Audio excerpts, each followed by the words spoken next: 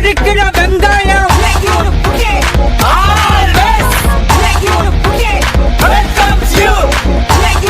Hello friends, welcome back to Kannan Samayal. எல்லாருமே எப்படி இருக்கீங்க? நல்லா இருக்கீங்களா? இன்றைக்கி நம்ம சேனலில் இறால் குழம்பு தான் செய்ய போகிறோம். ரொம்ப டேஸ்ட்டாக எப்படி செய்யலாம் வாங்க பார்க்கலாம்.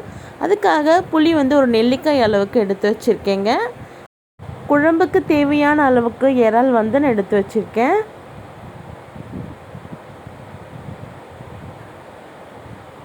இப்போது ஆயில் ஆட் பண்ணிக்கலாங்க. நான் நல்லெண்ணெயில் தான் செய்கிறேன். நல்லெண்ணெயில் செஞ்சால் ரொம்ப டேஸ்ட்டாக இருக்கும். அதனால் நல்லெண்ணெய் ஆட் பண்ணியிருக்கேன். எண்ணெய் காஞ்சதுக்கு அப்புறமா கடுகு உளுத்தம்பருப்பை ஆட் பண்ணிக்கலாம்.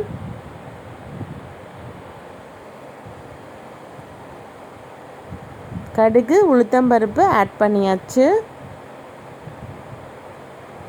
இது கூடவே கொஞ்சமாக வெந்தயமும் ஆட் பண்ணிக்கலாங்க.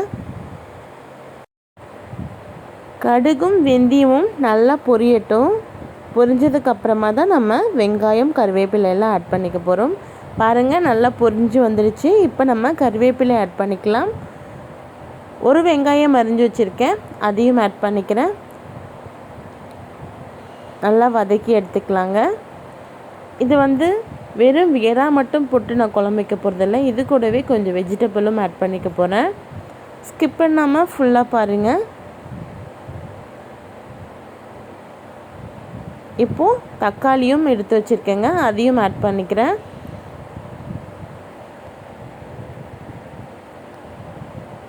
இந்த இறா குழம்பு ரொம்ப டேஸ்ட்டாக இருக்கும். கண்டிப்பாக நீங்களும் உங்கள் வீட்டில் ட்ரை பண்ணி பாருங்கள். தக்காளி எல்லாமே நல்லா மேஷ் ஆகிற அளவுக்கு நல்லா வதக்கி எடுத்துக்கலாம்.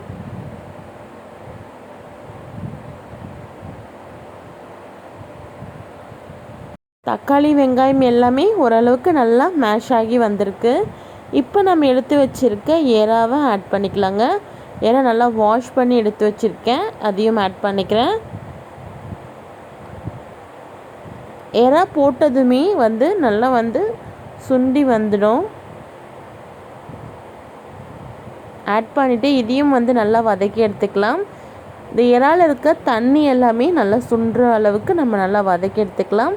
அப்போ தான் குழம்பு ரொம்ப டேஸ்ட்டாக இருக்கும். நீங்கள் வதக்கும் போதே அந்த தண்ணி எல்லாமே மேலே வரும் பாருங்கள்.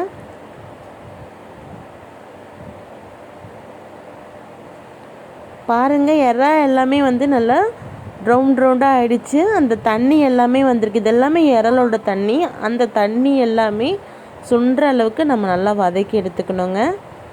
அந்த தண்ணியிலே இறாலும் கொஞ்சம் வெந்திருக்கு பாருங்கள்.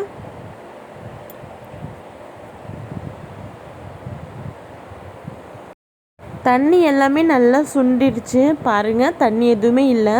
இப்போ நான் எடுத்து வச்சுருக்க உருளைக்கிழங்கு, கத்திரிக்காய், வாழைக்காவை ஆட் பண்ணிக்கிறேங்க.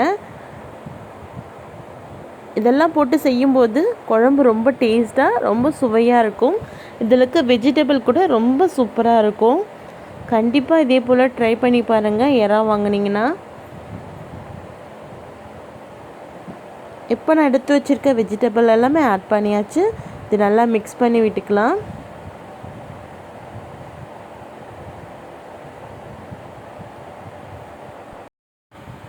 இப்போ நல்லா மிக்ஸ் பண்ணியாச்சு. இப்போ காரத்திற்கேற்ப நம்ம மிளகாய் பொடியை ஆட் பண்ணிக்கலாங்க.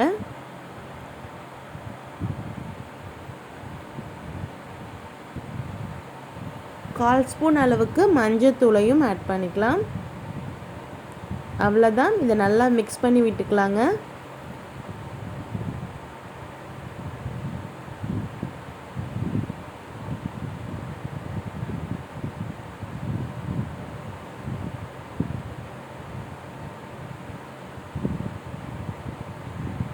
எல்லாமே நல்லா மிக்ஸ் ஆகிடுச்சு. இப்போ நம்ம எடுத்து வச்சுருக்க புளி கரைசலை ஆட் பண்ணிக்கலாம். நான் புளி கரைசலோட ஒரு தக்காளியும் சேர்த்து கரைச்சி வச்சுருக்கேன், அதையும் ஆட் பண்ணியாச்சு. இதை நல்லா மிக்ஸ் பண்ணி விட்டுக்கலாங்க.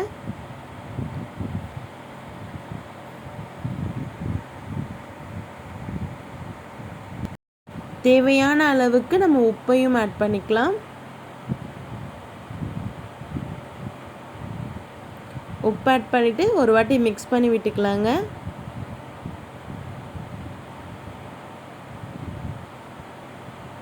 நல்லா மிக்ஸ் பண்ணியாச்சு. இப்போ வந்து நல்லா கொதிக்க விடணுங்க. காய்கறி எல்லாமே நல்லா வேகணும். அதுக்காக நம்ம மூடி போட்டுடலாம். இது ஒரு 5 நிமிஷம் நல்லா வந்து கொதிக்க விடலாங்க. 5 நிமிஷம் ஆயிடுச்சு. பாருங்கள், நல்லா குழம்பு எல்லாமே கொதி வந்திருக்கு. இந்த ஸ்டேஜில் நான் வந்து ஸ்டவ் ஆஃப் பண்ணிடுறேங்க. பாருங்கள், காய்கறியும் நல்லா வெந்திருக்கு, இறாவும் நல்லா வெந்திருக்கு. வீடே மணக்கிற அளவுக்கு நல்ல வாசனையாக ரொம்ப சூப்பராக இருக்குது. கண்டிப்பாக நீங்களும் உங்கள் வீட்டில் ட்ரை பண்ணி பாருங்கள். எல்லோருக்குமே ரொம்ப ரொம்ப பிடிக்கும். இந்த வீடியோ உங்களுக்கு பிடிச்சிருந்தா மறக்காமல் லைக் பண்ணுங்கள், ஷேர் பண்ணுங்கள், கமெண்ட் பண்ணுங்கள். மறக்காமல் கண்ணன் சமையல் சேனலை சப்ஸ்கிரைப் பண்ணுங்கள். நோயின்றி வாழ்வோம், நலமாக வாழ்வோம். மீண்டும் சந்திப்போம். தேங்க்யூ ஃபார் வாட்சிங்.